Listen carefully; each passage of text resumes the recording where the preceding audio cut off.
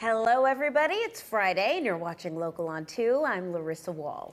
And I'm Laura Schweizer. It has been an incredibly tough week. Very. The Nashville area is still reeling from the deadly shooting in Green Hills. Now, this week we have devoted the top of our show to mental health strategies. That's right. Today will be no different as we continue on our road to healing after tragedy. Yeah, absolutely. Now, our first guest is a global leading crisis and social psychologist who has helped in crisis situations all over the world. Dr. Talwar was one of the first who rushed to the Covenant School on Monday to assist with counseling and support. Now, Dr. Talwar, what were some of those first moments like? Well, traumatizing. Yeah. As you can imagine, I'm from England, so we're not used to shooting. Crisis management, of course. So going there and trying to evaluate the situation as well at the same time, supporting the police, supporting the school officials, supporting the chaplains as well at the same time. When I walked in, it was very clear that I said to everybody, listen guys, the first thing you do is don't go to anybody and say, are you okay? That's the last thing you should say. Make eye contact, and if they eye contact with you, if they put their eyes towards you, then approach them. And that is an emotional and a very empathy and very sensitive way of approaching someone in a situation like this. Oh, wow. Very good piece of information. Now, this is tough to ask and answer. You call these situations a mental health pandemic. In your professional opinion, why do you think these mass shootings keep happening? Well, unrecognized, unaddressed conditions, emotional conditions that have and you know, I think Audrey Hale has been slipped through the net, and it's really, really important that we recognize these people as much as possible so they don't slip through the net, and then we can help them and support them. Yeah. I was going to say, I heard you say about the shooter in another interview that some situation that scarred her in her lifetime allowed her to let go of her senses and follow through with this action, which is why you say education and understanding mental health is so important. You see, what it is, every child or every person has some sort of background of a traumatization in their lifetime. And if we don't recognize that problem, then it just lingers on, and it snowballs and because remember this, physical health, you can see, mental health is invisible. And that's why it's really important that we address this, find ways to find these children who are in puberty stage, help them, support them, so they don't, so like one person can destroy the community. And look what's happened. One person destroyed the whole community. I don't know if this is a question you can answer, and feel free to say no if you can't. Why do you think so many people are falling through the cracks? I think, you see, there's social media is a huge, I mean, the phone is a fantastic tool, but also it could be your enemy.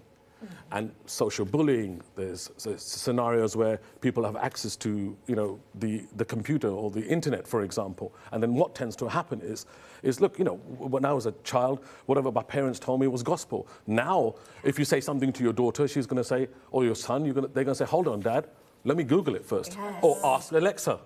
Yeah. Yes. Good. Very good point. Something that we were talking about before we came on, you were in town for something totally different. You didn't come here to be here for this shooting. Absolutely. You were here to deal with mental health in a totally different capacity. And it's an initiative called The Road to Nashville. Tell us about that. So The Road to Nashville is a mental health music project that we put together last year. And it's about how musicians and songwriters who suffered through COVID, because the creative arts suffered completely. So we put a project together, a songwriting competition that has an infrastructure that when you submit your songs, there's a button on the app that will ask you, would you like to speak to a life coach or a psychologist in your locality free of charge? If you say yes, that gets flagged up, and within 24 hours, we contact that person and give them free mental health support. And that's what we did last year. We had over 20,000 submissions, over 4,000 people were treated free of charge. And this year, the road is now going to Memphis. We have the Road to Memphis now. Which, it's wild. The fact that you were here, it's almost a divine appointment that you were here for the Road to Nashville in Green Hills, nonetheless. Exactly, yes.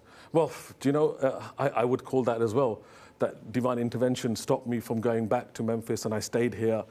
with my colleague Pam Lewis and Daniel Zander, and then I got a phone call saying, "Can you get over here?"